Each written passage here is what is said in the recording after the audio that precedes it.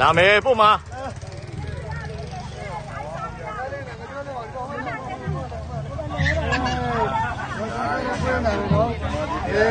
သမီးရောပါကျော်လာမကျော်လာအမဦးကလည်းနေရတက်တက်လောက်ပြလိုက်တက်တက်လောက်ပြလိုက်တက်တက်လောက်ပြလိုက်ဟောပြောရမလားဟောလို့ပြောရော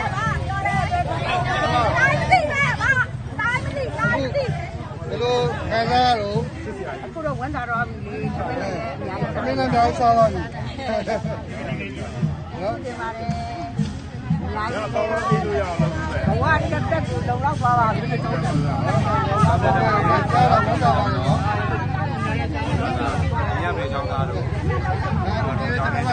ရတဲ့ကြောင်းဟိုမှာလေဒီဆုံးတောင်းလို့ကိုလာတယ်အမှန်တူကြတာဒါဆိုတော့တောင်းတယ်တော့ရောက်ပါပြီနော်